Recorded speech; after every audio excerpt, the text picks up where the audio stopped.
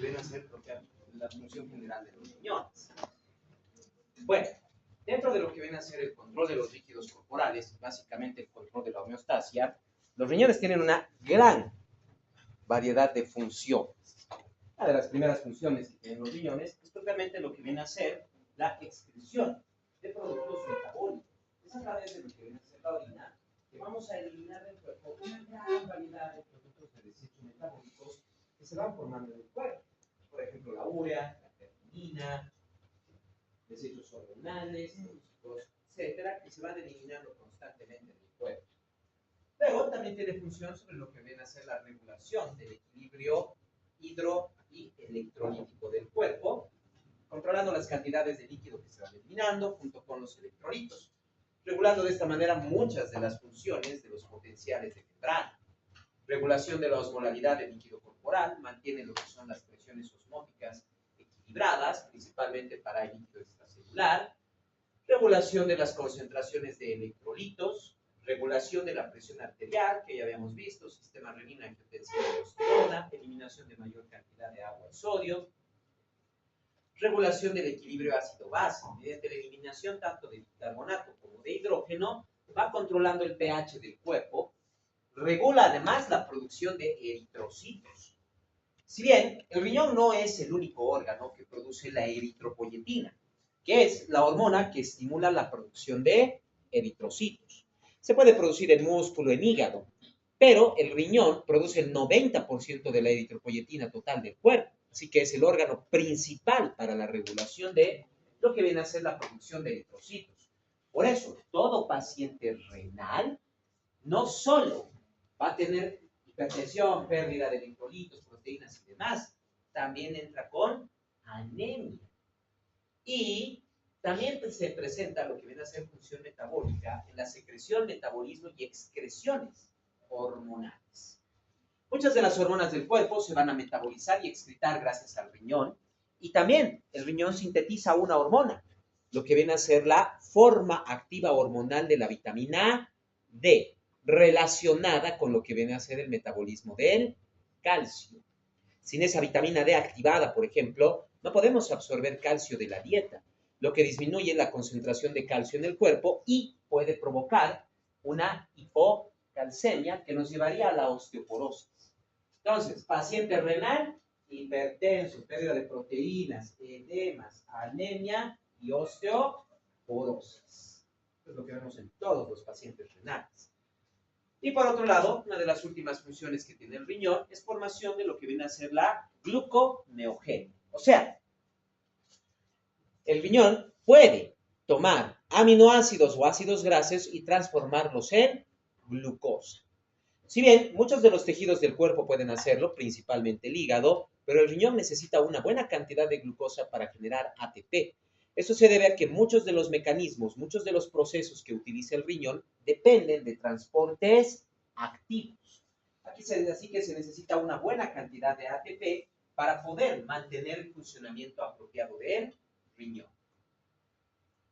Fisiológicamente y anatómicamente, los riñones tienen aproximadamente unos 10 a 12 centímetros de longitud, órganos retroperitoneales simétricos, par, que se encuentra uno a cada lado en la cavidad abdominal retroperitoneal, siendo el riñón derecho un poco más bajo que el riñón izquierdo, principalmente por el efecto de lo que viene a ser el hígado. A esto podemos añadir en primer lugar que los riñones internamente van a estar separados propiamente en lo que es la corteza renal y la médula renal. Que, y como lo vieron en anatomía e histología, básicamente realmente hay una diferencia de coloración entre la corteza y la médula renal. Eso se debe a que a nivel de lo que es la corteza renal hay una gran cantidad de vasos sanguíneos y de hecho los glomérulos renales están en la corteza renal. La médula renal se divide en dos espacios, la médula propia, que es tejido conectivo en la mayoría del espacio renal, y las pirámides renales, que cuando veían estas eran un poquito más claras. Claro, disminuye un poco el flujo sanguíneo y principalmente en las pirámides renales es donde encontramos los túbulos de las nefronas. Por eso tiene una coloración un poco más clara. Propiamente de esto, de las pirámides renales, en sus vértices, es donde van a venir propiamente los cálices menores para luego unirse formando el cáliz mayor hasta formar la pelvis renal, el sistema pielocaliciano, donde se va a acumular la orina, que luego va a pasar por el uréter hacia la vejiga y luego ser expulsada del cuerpo a través de lo que viene a ser la uretra. Dentro de lo que viene a ser el riñón, vamos a tener una amplia cantidad de vasos sanguíneos. Las arterias renales se van a dividir en primer lugar en lo que vienen a ser los vasos interlobulares, que entran propiamente por lo que es la médula renal, entre medio de las pirámides renales. En la corteza van a empezar a ramificarse formando las arterias arciformes, los vasos arciformes, llamados de esta manera porque generalmente forman arcos. Es de los vasos arciformes donde van a salir primero la arteriola aferente, que va a formar el glomérulo, luego la arteriola eferente, que va a ir a irrigar todo lo que viene a ser el túbulo contorneado proximal, distal, asa de Ende, túbulos colectores. Luego las venas van a empezar a regresar hasta lo que es propiamente la vena arciforme, formando o pasando por las venas interlobulares hasta llegar a la vena renal. El riñón tiene una amplia irrigación. Es el órgano de todo el cuerpo que recibe más sangre que ningún otro. 22% del gasto cardíaco. Normalmente los riñones van a recibir alrededor de unos 1100 ml por minuto. Y claro, porque tienen una gran cantidad de funciones sobre los líquidos corporales que acabamos de ver. Regulación de la presión, equilibrio hidroelectrolítico, equilibrio ácido-base, eliminación de desechos, metabolismo, una gran variedad de funciones. Por eso necesita una buena cantidad de flujo sanguíneo. Además, necesita también este flujo sanguíneo porque no solo necesita glucosa, necesita también oxígeno para generar ese ATP, para poder generar los diferentes transportes. En el riñón vamos a tener su unidad funcional, lo que es propiamente la nefrona. La nefrona está formada por lo que viene a ser propiamente el glomérulo renal, englobado en lo que viene a ser la cápsula de Bowman. De aquí va a venir el túbulo contorneado proximal, el asa de Henle, túbulo contorneado distal, túbulo colector cortical, medular, hasta terminar en el conducto colector. Es a nivel del conducto colector donde se va a generar la salida de líquido a través de su conducto hacia los cálices menores. Dentro de lo que viene a ser la nefrona, se forma la orina. Pero yo no puedo llamar orina en cualquier parte. La orina únicamente está aquí, en el conducto colector. En el resto, todavía no tiene el nombre de orina porque está en proceso de formación. Existen dos tipos de nefronas, las nefronas corticales y las nefronas yuxtamedulares. Como les decía hace un momento, todos los glomérulos renales, todos, absolutamente todos, están en la corteza renal.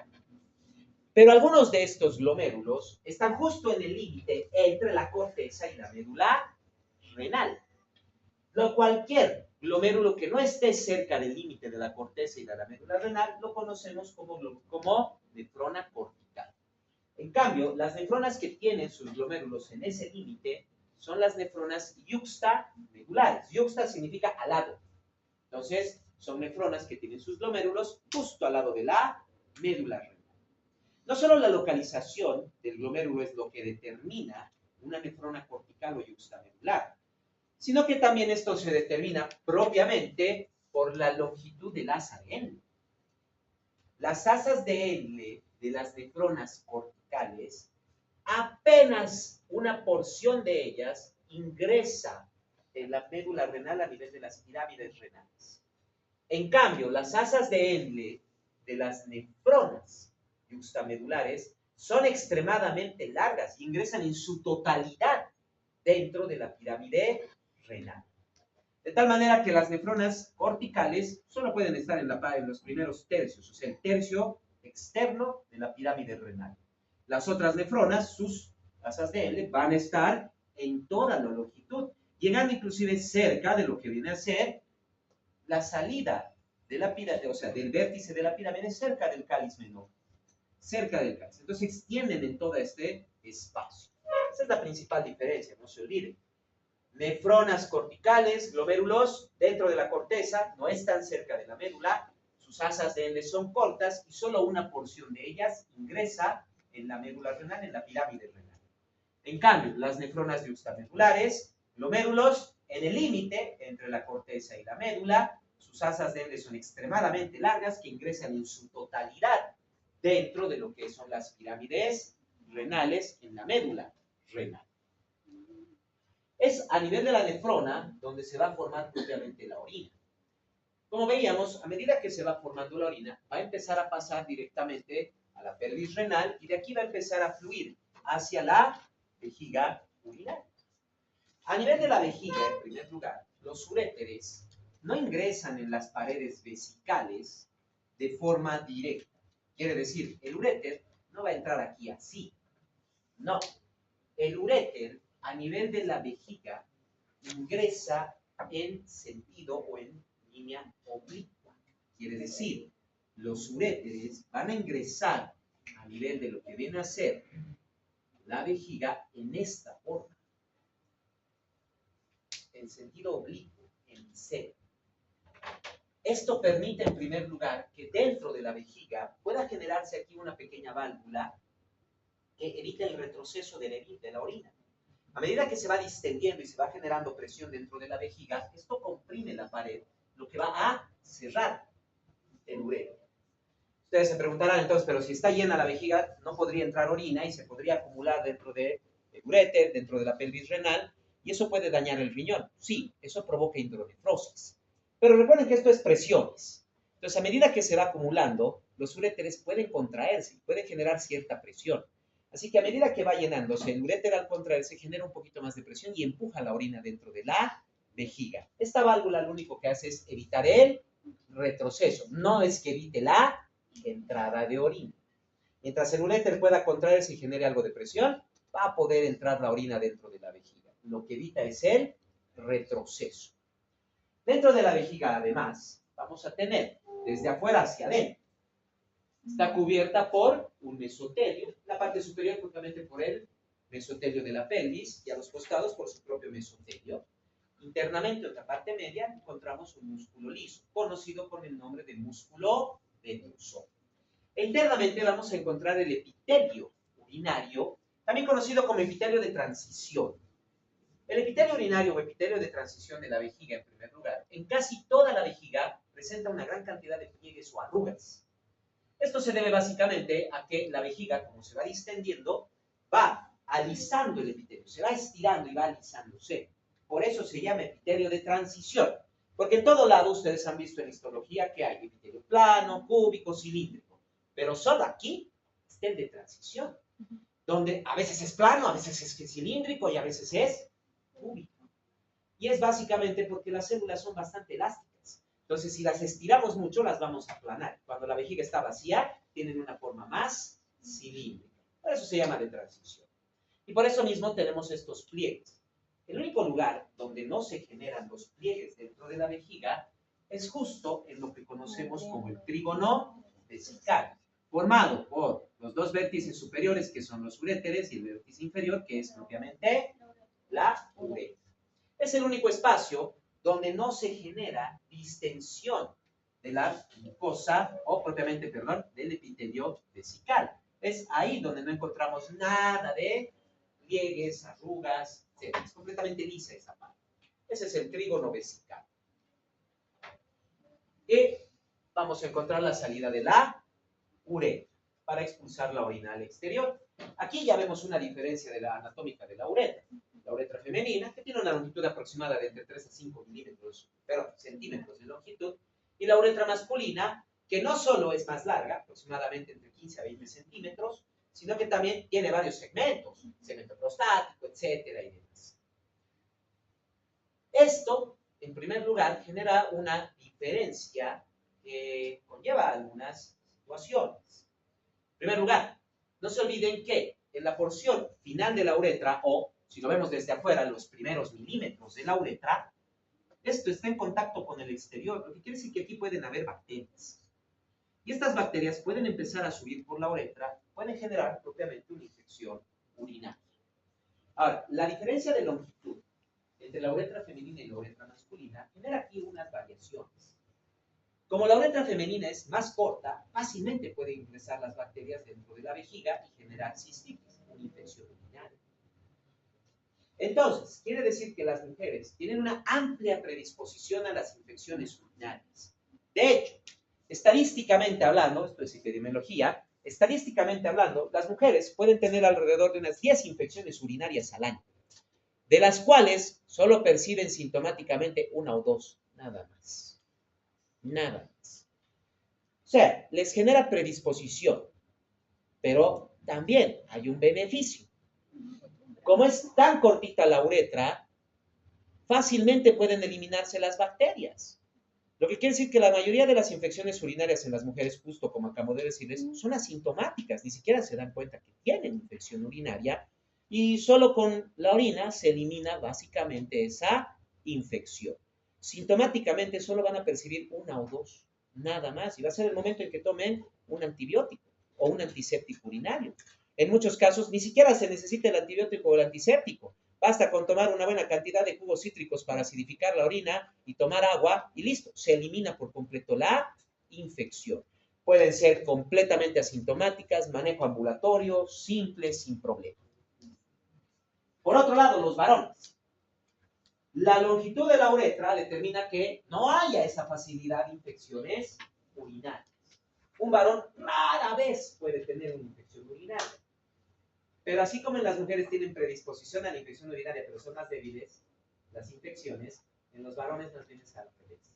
No hay esa predisposición, pero toda infección urinaria en un varón termina con el varón hospitalizado y en muchos casos incluso en terapia intensiva.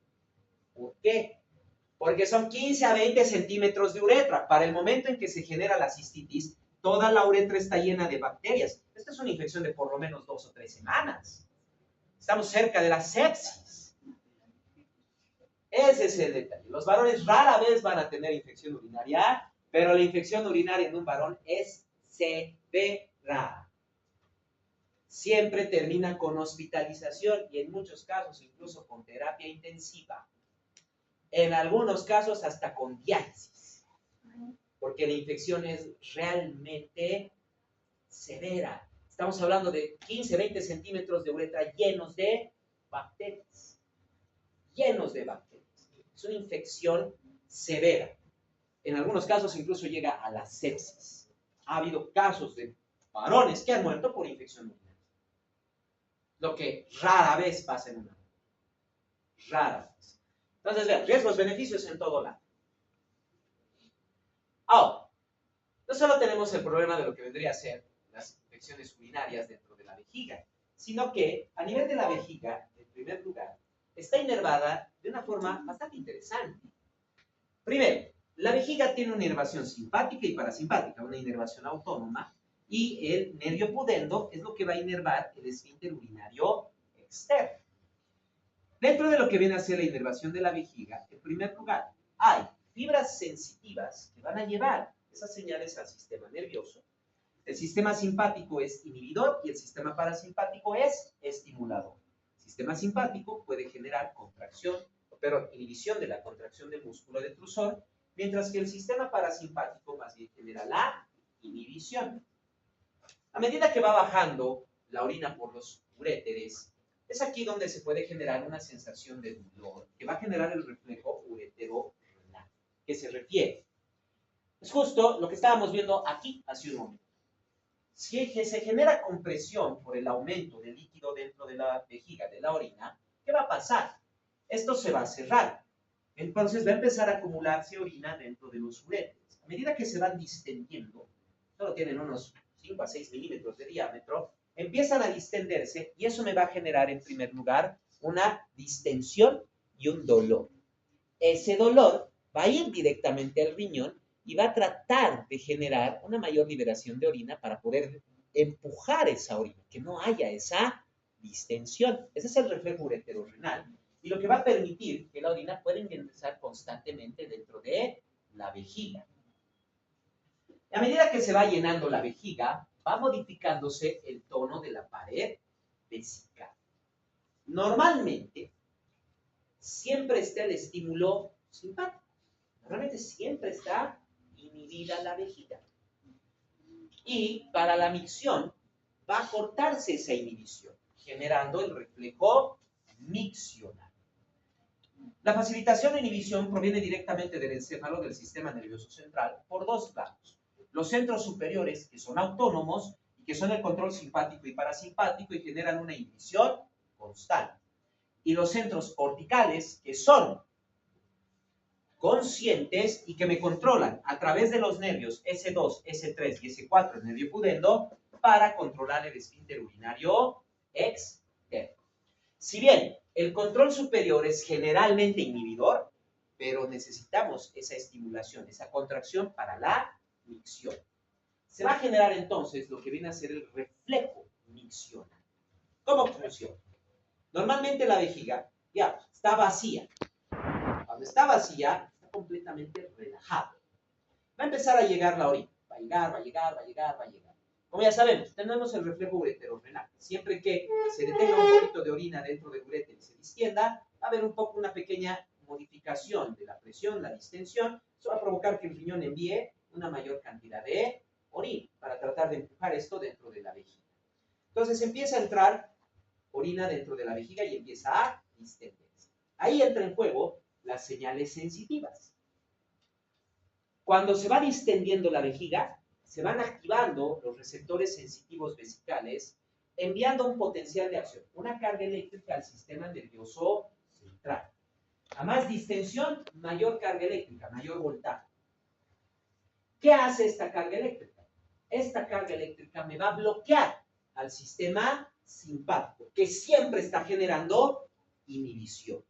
Me bloquea el sistema simpático y más bien se va a activar el parasimpático, lo que me va a generar contracción del músculo detrusor y relajación del esfínter urinario interno. Se está contrayendo el músculo detrusor. Esa contracción va a presionar contra el esfínter urinario interno y va a generar presión sobre el esfínter urinario externo, que también está inervado por el nervio pudendo, y va a venir ese deseo o esa necesidad de micción, de orinar. Pero ya sabemos que la contracción muscular no es permanente, no puede ser permanente. En algún momento ese músculo va a empezar a relajarse. Además, si está contrayéndose la vejiga, ya no hay el voltaje o el potencial de acción de la distensión. Entonces, deja de inhibirse el sistema simpático. Se va a generar nuevamente una inhibición, se va a relajar la vejiga. Al relajarse, se relaja rápidamente, lo que permite la entrada de mayor cantidad de orina. Está entrando mayor cantidad de orina, no se olviden. Como ha entrado mayor cantidad de orina, ¿qué pasa? Ahora la vejiga tiene más distensión. Más distensión significa mayor voltaje sobre las señales sensitivas de distensión. Otra vez, se va a bloquear el sistema simpático y va a activarse el parasimpático, generando otra vez contracción. Pero recuerden que la vejiga ahora tenía un poquito más de orina. Entonces, no solo voy a tener mayor presión sobre el esfínter urinario externo y mayor deseo de micción, sino que como ahora tengo mayor presión, sí, me voy a acumular mayor cantidad de orina dentro del uréter, lo que me genera inclusive hasta dolor. Nuevamente, no puede permanecer eso indefinidamente. Se va a empezar a relajar el músculo, además que como está contraído, desaparecen las señales de distensión, otra vez se activa el sistema simpático, se relaja la vejiga. Al relajarse, pierde presión, vuelve a entrar orina dentro de la vejiga, desaparece esa señal, ese deseo de micción, desaparece ese dolor, esa molestia, va a desaparecer. Pero ahora, ¿qué pasó? Otra vez la vejiga ha aumentado su volumen. Entonces está más distendida. Más distensión, más voltaje. Va a contraerse nuevamente la vejiga, pero esta vez tiene más orina. Entonces, la señal de micción, que la presión que se está generando sobre el esfínter urinario externo va a ser mucho más intensa. El dolor ureteral va a ser más intenso, porque cada vez estoy acumulando mayor y mayor y mayor cantidad de orina. Claro, esto va a generar un poco más de tiempo de contracción, pero eventualmente tiene que relajarse. Eventualmente tiene que volver a relajarse. ¿Qué significa esto? Recuerden, y recuerden todas las veces que se han aguantado de ir al baño.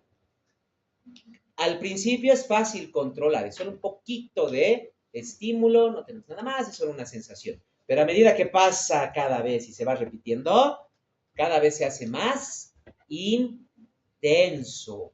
Llegamos al punto inclusive de que gracias al reflejo ureterorrenal, a ese dolor que tenemos por la cantidad de orina que está en la ureter, vamos a tener también hasta transpiración. Vamos a empezar a transpirar, va a empezar a generarse una gran variedad de sensación de dolor, de molestia, de irritación, hasta que va a llegar el punto en que la vejiga ya no va a poder distenderse más porque ya está completamente llena de orina. Un poquito de contracción y ya va a vencer por completo el esfínter urinario externo. Ese es el reflejo miccional. Claro, no deberíamos llegar a ese punto, estamos generando una gran distensión. No se olviden que tenemos el epitelio vesical, que si bien es de transición y tiene estos pliegues, pero no está capacitado esto para distenderse indefinidamente. Va a llegar un punto en que el músculo, la distensión vesical va a ser tan amplia que va a empezar a aparecer hasta desgarros dentro del epitelio vesical, lo que puede generar inclusive orina con sangre. O sea, no hay que aguantarse tanto. Aparte que entre más nos aguantemos, más acumulación de orina dentro del uréter, lo que significa distensión de la pelvis renal. Y eso ya puede empezar a afectar al riñón. Bien, si vamos al baño, conscientemente lo que vamos a hacer es relajar el esfínter urinario externo a través del nervio pudendo, y esto va a permitir la expulsión de la orina. Eso es propiamente de lo que viene a ser el reflejo miccional y cómo se genera la micción. Ahora ya entienden bien inclusive por qué cada vez es más fuerte, más intenso, no los podemos controlar. Porque cada vez se genera más voltaje, porque se genera más distensión, va ingresando mayor cantidad de orina.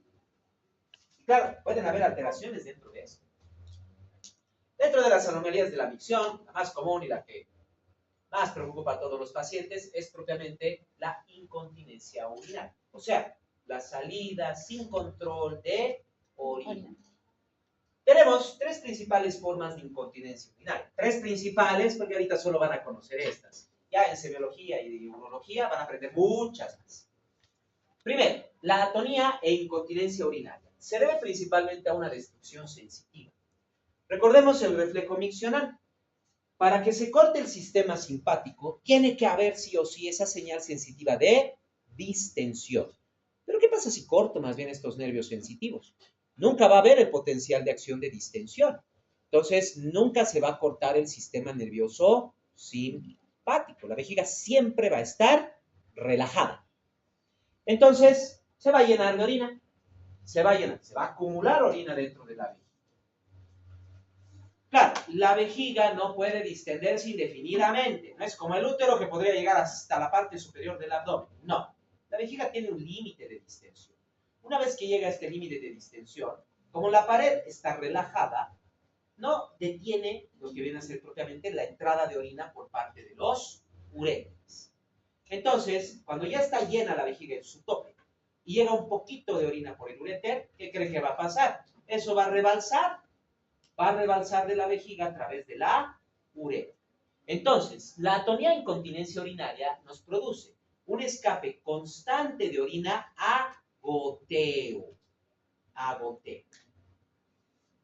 Luego tengo el automatismo vesical. Es el corte total de todos los nervios, tanto sensitivos como simpáticos y parasimpáticos. O sea, la vejiga deja de tener control del sistema nervioso central. Es músculo liso. No se olviden que el músculo liso puede autocontrolarse, porque a medida que se distiende puede abrir canales y generar contracción. Eso es la vejiga automática. Quiere decir que la vejiga va a relajarse, va a empezar a acumular orina hasta que llegue un punto en que la distensión va a ser suficiente para que se abran los canales de calcio y se va a contraer, expulsando la orina al exterior. Eso también es incontinencia. Igual, no es un control